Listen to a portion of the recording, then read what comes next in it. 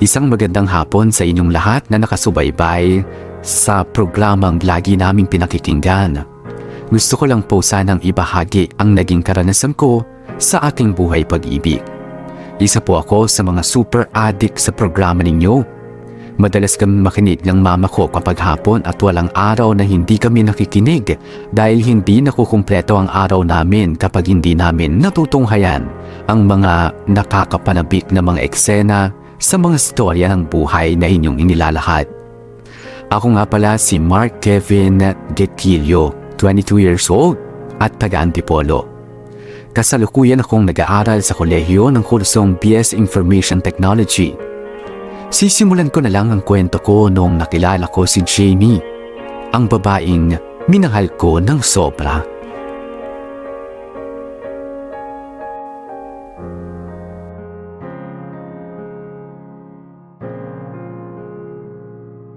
Tagal naman ng prof natin.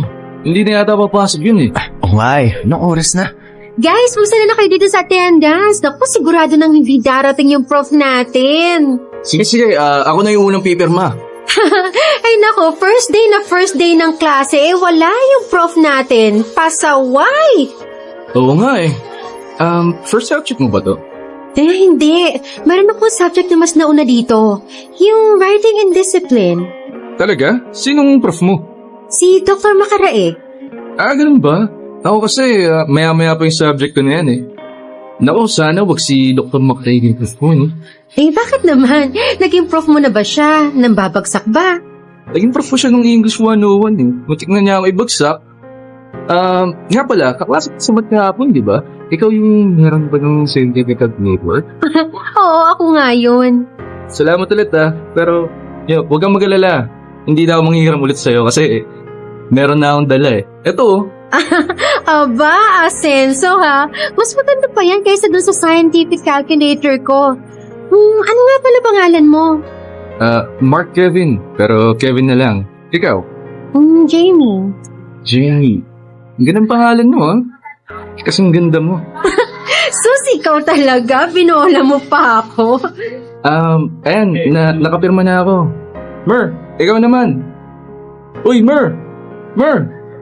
Ha? Oh, ikaw na ang pumirma sa attendance. Sige, akin. Bakit ka pinapalala dyan, ha? Napapansin mo kanina kapag ganyan, ha? Teka, sino ba yung sinusulyupan mo kanina? Magandang chicks ba? Sabihin na natin, oo. Parang alam ko yung tinutukoy mo Yun bang babae na nakaupo sa harapan sa kanan yung sinusulyapan mo? Tama ba ako? Oo, siya nga. Kilala ko yan. Katropa ko yan. Business Administration ang course niyan.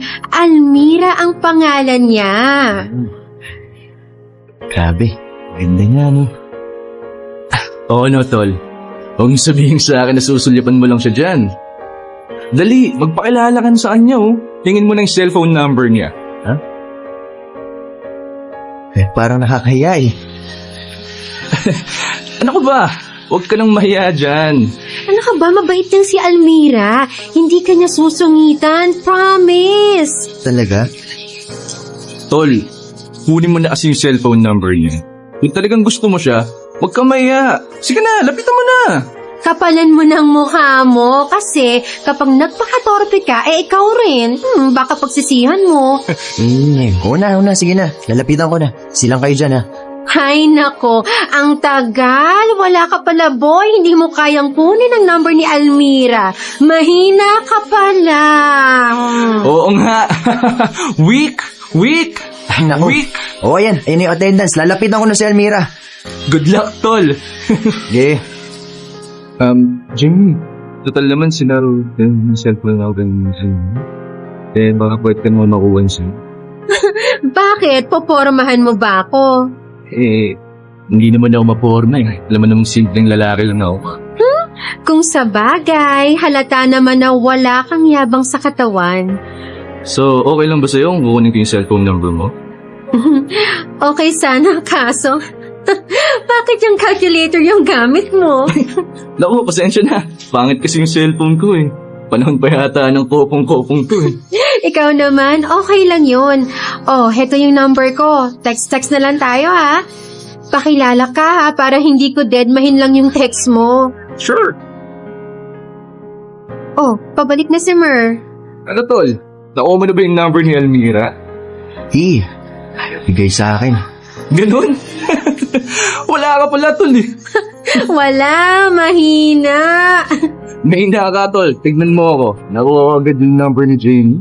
Mabait naman kasi si Jamie kumpara kay Almira. Sungit pala nun. Jamie, may number ka naman ni Almira dyan. Tropa mo naman siya, di ba? Sige, ipo-forward ko sa'yo. Bayan, pakahirap pa ako. May number ka pala ni Almira. Eh, hindi ka naman kasi nagtatanong eh. Kayong dalawa. Nalingat lang ako saglit tapos nagpalitan agad kayo ng cellphone numbers. So, friends na kayo? Oo, syempre. Friends na kami. True. Nako good luck na lang dyan sa pagkakaibigan yung dalawa. Mauuwi rin kayo niyan tsak sa pagiging magkaibigan.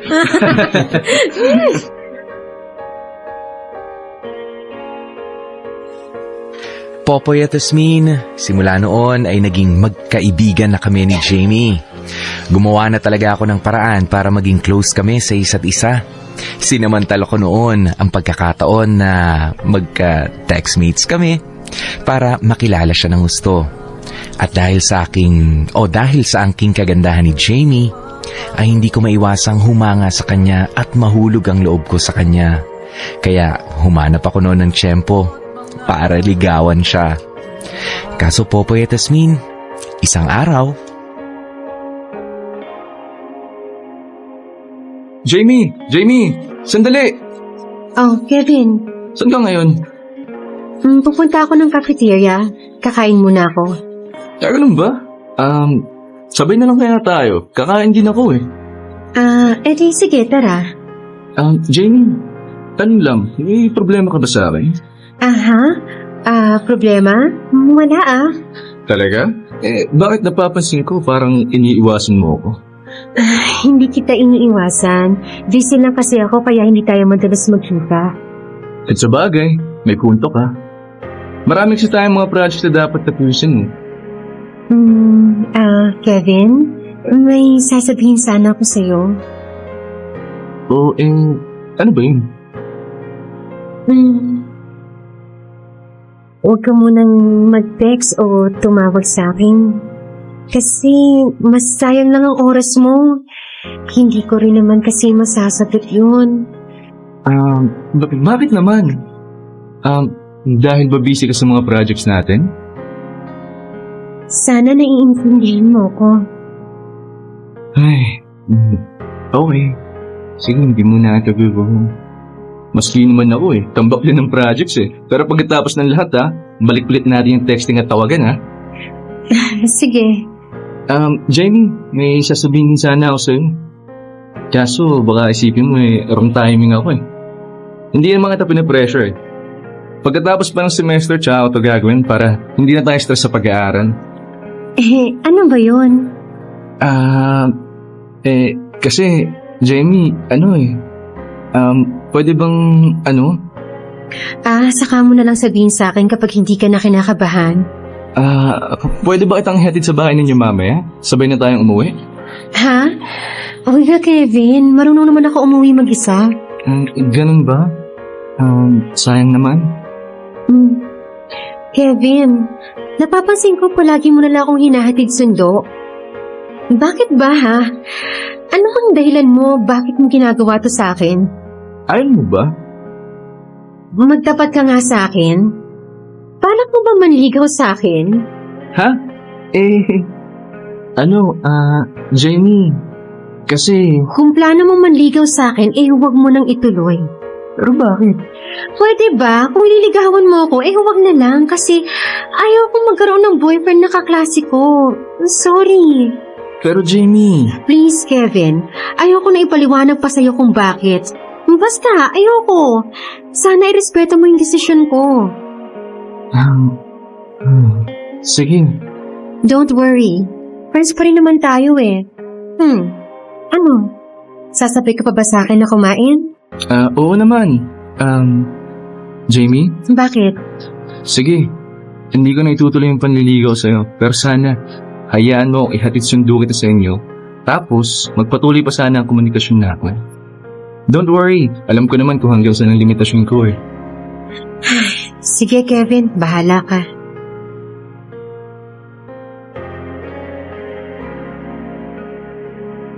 Parang gumuho ang mundo ko noon. Pero hindi pa rin na ako tumigil at hindi pa rin ako nawala ng pag-asa. Kaya ipinagpatuloy ko ang pangungulit ko sa kanya. Araw-araw ko siyang tinawagan at kung may problema siya, ay palagi ko siyang dinadamayan. Sa madaling sabi, palagi kong pinapasaya si Jamie. Talagang naglabas ako ng effort para ipakita sa kanya na seryoso ako at malinis ang intensyon ko sa kanya. Hanggang sa sumapit na ang October 18, 2010.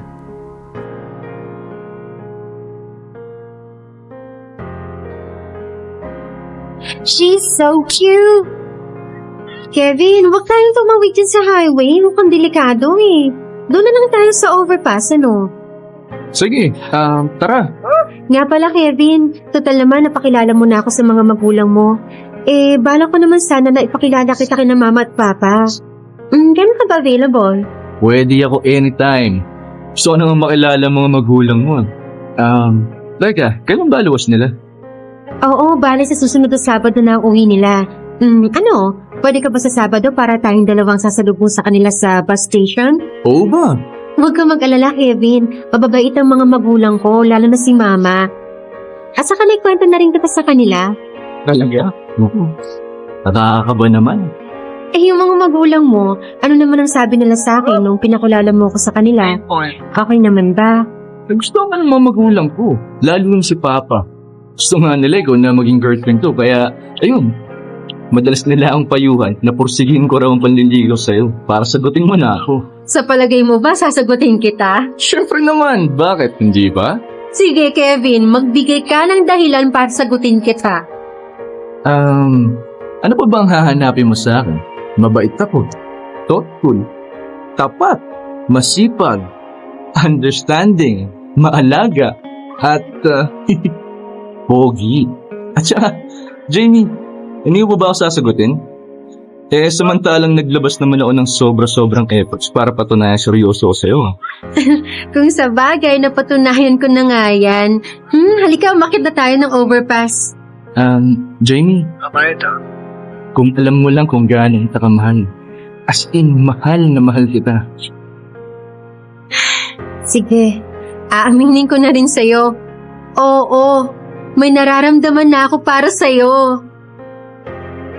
In short, mahal mo na rin ako? Tama ba? Ganun na nga, nakakatawa nga kasi ilang buwan pa lang tayo magkakilala. Galing mo kasi na-fall agad ako sa'yo tapos talagang nag-effort ka talaga sa panliligaw sa akin. Siyempre naman, ganyan ako kaseryoso sa'yo. Kahit ilang beses pa kitang binasted, nandyan ka pa din sa tabi ko. Talaga, hindi kaya ako madaling sumuko. So, ano na? Tayo na bang dalawa? Sinasagot mo na ba ako? Dito pa talaga sa overpass mo naisipang itanong yan Siyempre, andito na tayo eh. Naku, sige na nga. Oo, sinasagot na kita. Tayo na. Ha? Talaga? Sinasagot mo na ako? Kakasabi ko lang, di ba? Talaga? Yes! Woo! Yes! I love you, Jamie! I love you! Uy, Kevin, nakakahiya. Pinagtitinginan ka ng mga tao. Wala akong pakialam sa kanila. Basta gusto ko lang mailabas kung gaano ako saya ngayon. Woo! Sinagot na ako ni Jamie! Kami ng dalawa! Ang saya-saya ko! Uy, Kevin, ano ba? Hindi ako mahihiya ipagsigawan sa buong mundo na mahal kita. Woo! Mahal ko si Jamie! Mahal ko si Jamie!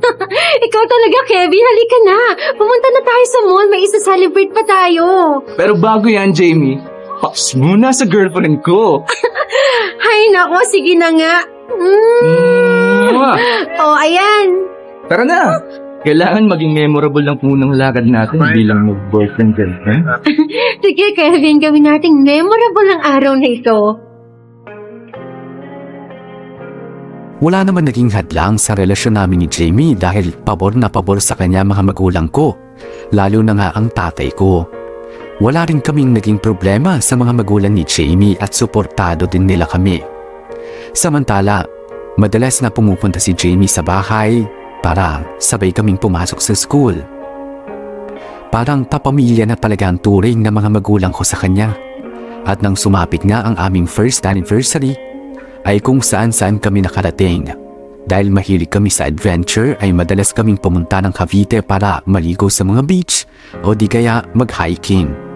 Naging relihiyosa din si Jamie dahil sa akin. Natuto din siyang na mamanata sa antipolo kapag mahal na araw at kahit na halos atakihin na siya ng hika dahil sa pagod sa lakad at siksikan ng tao ay hindi pa rin siya sumuko. Sa kabuuan, maraming pinagbago si Jamie simula noong naging boyfriend niya ako. At ganoon din naman ako. Nagbago rin ako simula noong maging girlfriend ko siya. Naging mas mabuti kaming mga tao. Kaya nga, sa pagdating ni Jamie sa buhay ko, masasabi kong ako na yata ang pinakaswerteng lalaki sa buong mundo dahil sa pagmamahal na ibinibigay ni Jamie sa akin.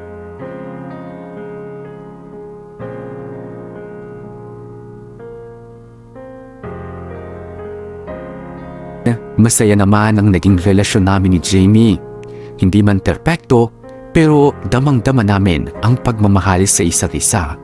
Hindi niya ako iniwanan sa mga oras na down ako at ganun din naman ako sa kanya. Kumbaga ay nagdadamayan talaga kami sa lahat ng oras. Pero hindi habang buhay ay puro kasiyahan lang ang mararamdaman mo. Dahil minsan ay darating talaga ang mga pagsubok sa katatagan mo.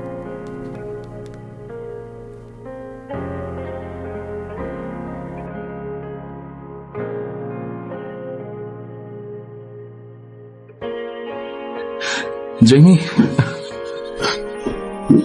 hindi ka pa ba uuwi sa inyo? Hindi, Kevin. Hindi ako uuwi hanggat hindi ka ayos. Ilang araw ko nang napupuyat dahil sa akin. Nagigilty na tuloy ako. Wala sa akin yun, Kevin. Tandaan mo, hindi lang ikaw ang nasasaktan sa pagkawala ng papa mo. Maski ako nasasaktan din kasi tinuring ko rin siyang sarili kong ama. Jamie. Kevin, tama na ang pag-iyak. Kanina ka pa kasi ganyan. Baka mapano ka na yan. Jamie, hindi pa rin kasi ako makapaniwala na wala na si Papa eh. Parang isang araw lang.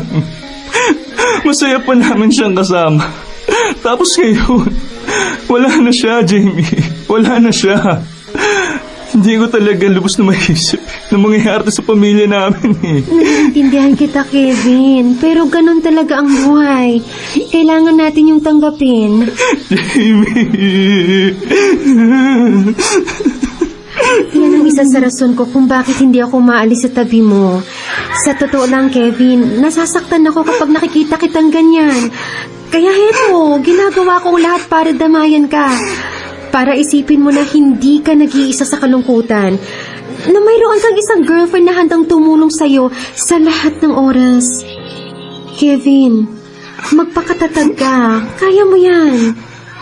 Alam mo, Jamie, sobrang talagang pasalamat ko at nakalala kita at naging girlfriend.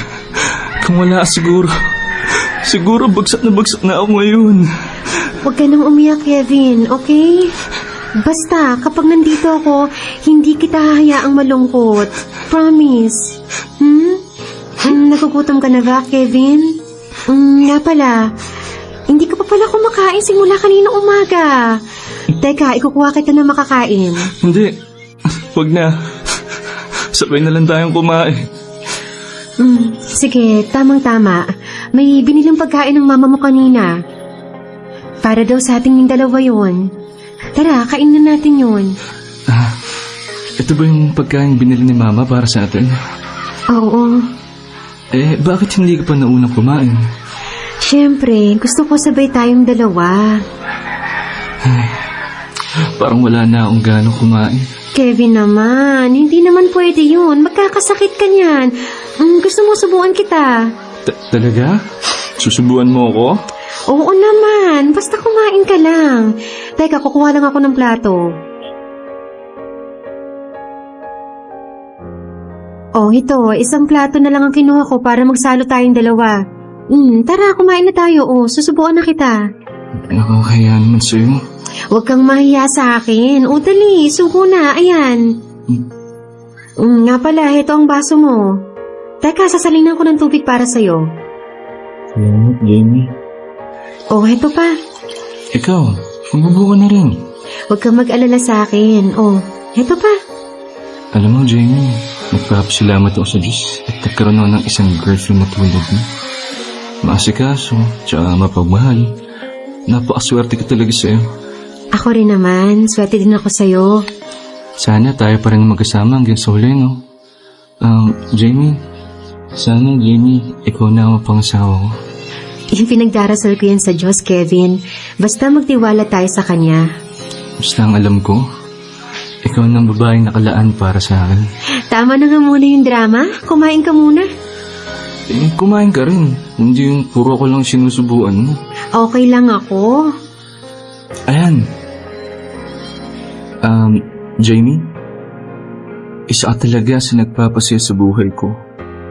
Kahit na halos bagsak na ako sa dahil sa nangyari kay Papa, pero nagagawa ko pa rin ng ngiti dahil sa... Jamie, ipangako mo sa akin na hindi mo ko iiwan. Kasi kapag nawala ka, parang nawala na rin ang buhay ko. Mahal na mahal kita. Higit pa sa sarili ko, Jamie. Kevin, basta, ipinapangako ko, hindi kita iiwan anuman ang mangyari.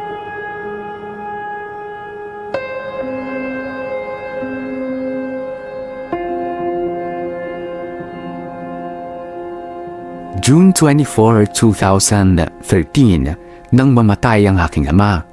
Sobra talaga akong nagdalamhati noon. Pero sa gitna ng kalungkutan, ay dinamayan pa rin ako ni Jamie. Pinasayan niya pa rin ang mundo ko kahit na nawala na sa akin ang isa sa pinakamahalagang tao sa buhay ko. Hindi niya ako pinabayaan at pinalakas ni Jamie ang loob ko. Gabi-gabi siyang nagpupuyat dito sa bahay noong burol ng tatay ko at walang araw na hindi siya dumalaw. Si Jamie rin yung madalas na mag-asikaso sa akin, kaya nga hindi nagtagal ay naka-move on na rin ako sa nangyari sa tatay ko. Sa kabilang banda, October 18, 2013, dumating ang aming 3rd anniversary ni Jamie. Naipakilala ko siya sa isa sa mga kabarkada ko na si Al. Pero ang hindi ko alam, iyon na pala ang simula ng malaking problema sa relasyon namin ni Jamie. Al! Uy, Al! Oh, bakit? Kanina ko pa napapansin na ang word mo ngayon, Kanina, wala kang pinanalo sa mga laro mo. Para bang lumilipad yung utak mo? Naku, nasensya ka na sa akin, Teddy. Kung may problema ka, naku. Asahan mo na, palagi kang talo. Nga pala, yung mga arcade boys, nagtata rin sa'yo kanina. Lumalaro kasi na natatalo ka na nila. Wala lang siguro ako sa mood na maglaro ngayong araw. Bakit? Tungkol ba sa love niya? Kaya ka nagkakaganyan? Alam mo naman wala akong labi. Hindi nga masama, tol. Wala ka pa rin love life, kaya wala kang inspirasyon. Naman! Matagal na akong walang girlfriend pero natatalo ko pa rin kayo sa mga laro. Pagkataon na siguro na masama talaga ang paramdam ko ngayon. Kaya wala akong ganang manilaro. Nga pala, bakit hindi mo kasama si Jamie ngayon? May klase siya ngayon Pero nag-text siya sa akin kanina lang. Kung sabi niya sa akin, pupunta daw siya dito. Talaga? Oh, bakit biglaan mo nabuhayan dyan? Wala eh. Textmate pala kayo ni Jenny? Sinabi niya ba sa'yo? Oo. Nakukwento niya sa akin na kasama ka sa mga pinapasahan ng GN. Oo. Siguro naman okay lang siya yun. Nga maging textmate ka na ng girlfriend mo.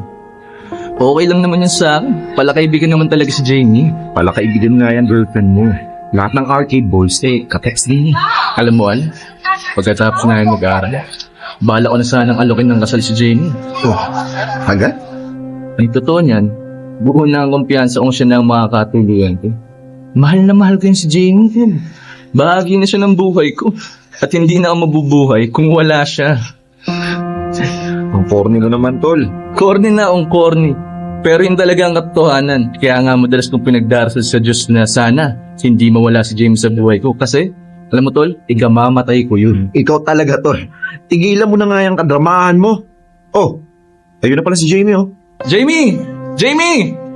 Kevin! Al! Doon ka naman nakarating ka, mahal ko. Naririto ko pala, Al. Kamusta ka na? Neto, ayos lang naman ako. Naku! Hindi ayos yung si Al. Kanina parang wala yan sa sarili niya kaya hindi na naalo sa lahat ng laro ng barkada. Talaga? Sayang naman. Ako, Jamie, hindi ba tatanungin kung nanalo ako o wala? Alam ko na sagot, Kevin. Siyempre nanalo ka kasi wala sa mood maglaro si Al. Ikaw naman, Jamie, parang sinaya mo naman na palagi akong talo kay Al. Eh, hindi ba totoo naman yun? Nako, Al, kahit mag-rematch pa tayo ngayon, ako ang mananalo ngayon. Well, anyways, ikaw, Jamie, kumusta ka naman? Well, tulad mo, ayos din naman. Anyways, thanks nga pala sa advice kagabi, ha? Advice? Hinihingi ka ng advice kay Al? Tungkol naman saan? Sa arcade? Secret. Secret ka pa dyan. Oh, huwag mo sabihin nagsiselos ka na dahil doon. Ako? Magsiselos? Hindi ako ganun, no? Tsaka wala namang masama na humingi ng advice sa kaibigan, di ba? Sorry guys, pero kailangan ko na umalis. Yung mga katropa ko sa Dota Boys, hinahanap na nila ako. Oh, paano? Sige, Al. Good luck na lang sa'yo. Huwag ka sanang matalo. Don't worry, hindi ako matatalo this time. Sige guys, bye! Text na lang ulit, Jamie! Sige. Bye, Al. Si Al talaga. Jamie, Oh, bakit? okay ka lang ba? Oo naman. Talaga? Bakit parang malungkot ka? Wala na ako sa mood. Ano ba yan? Parehong-pareho kayo ni Al na wala sa mood. Ikaw, bakit naman wala ka sa mood? May problema ka ba, Jamie? Wala. Isama na ng pakiramdam ko. Nung araw ka ng tingin. Naninibago na tuloy ako sa'yo. Jamie, kung may problema ka, sana mo niyang magsabi sa akin. Wala akong problema, okay? Huwag ka nang makulit. Okay, hindi na kita kukulitin. Pero sana naman, siya naman magpakita sa akin ng ganyan. Hindi kasi magandang tignan. Parang lumalabas kasi na wala kang ganang sumama sa akin. Pasensya ka na. Masama lang talaga ang mood ko. Hindi ba't sinabi ko na sa'yo kanina ito, kaso nagpumulit ka pa rin lumabas tayong dalawa? Fine! Kasalanan ko na. Ano? Gusto ko bang tuloy yung lakad na to? O baka naman gusto mo na umuwi? Ituloy na natin yung lakad kasi sayang naman yung pagpunta ko rito. No! Nagbago na yung isip ko. Umuwi na lang tayo. Hindi rin magiging masayang lakad natin kung ganyan ka eh. Tara na! Kevin! Hintay! Kevin! Ano ba? Bigla ka na lang nangiiwan! Kevin! Ay naku! Bahala ka sa buhay mo! Simula noon ay nanlamig na sa akin si Jamie. Naging malihin na rin sa akin ang girlfriend ko. At noong December 21, 2013, umuwi ako sa probinsya ng 7 araw at hindi kami nagkita noon ni Jamie. Doon ay bibihira na lang siyang mag-text at hindi na niya sinasagot ang mga tawag ko. Hanggang sa nalaman ko na lang mula sa isang mga katropa ko na mayroon na raw siyang ibang lalaki. At yun ay si Al. January 18, 2014, nakauwi na ako galing Bicol at nagkainuman kami ng mga barkada ko na Arcade Boys. Doon ko napansin na iba na ang pakikitungo sa akin ni Jamie. Hanggang sa makipag-iwalay na siya sa akin nung gabing yun. Doon na nasira ang lahat ng masasayang alaala namin.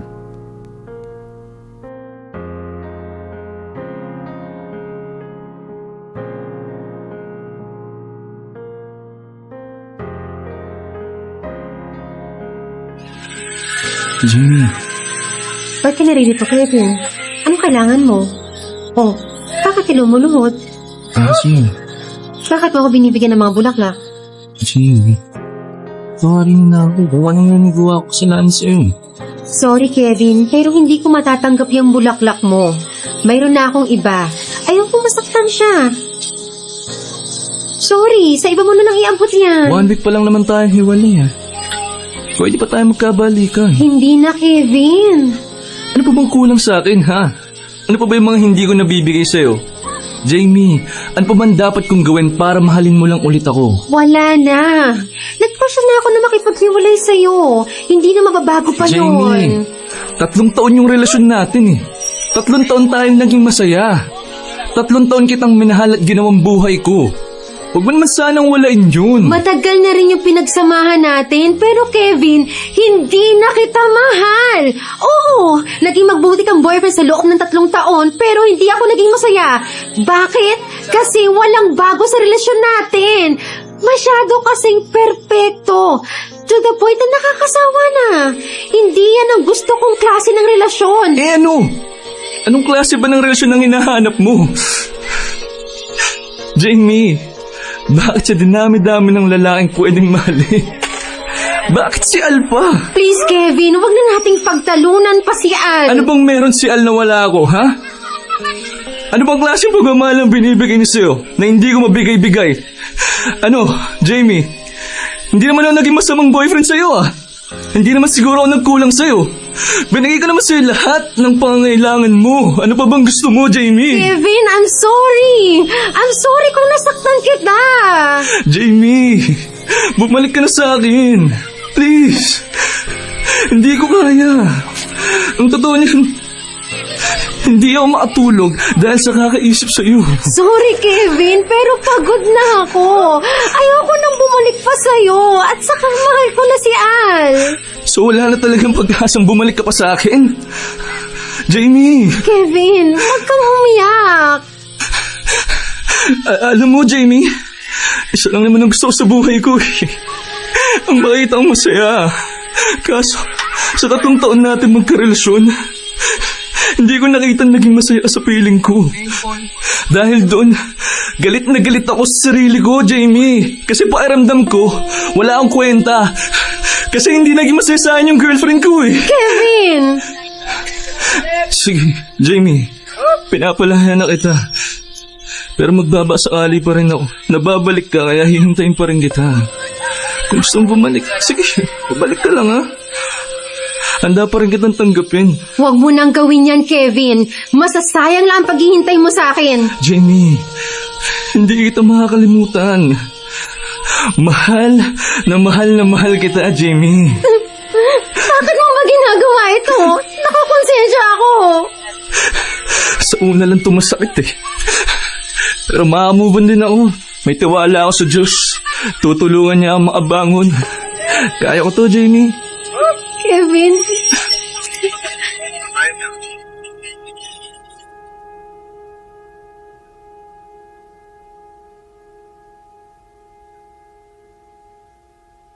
Sobrang sakit at halos magpakamatay ako noong marinig ko yun.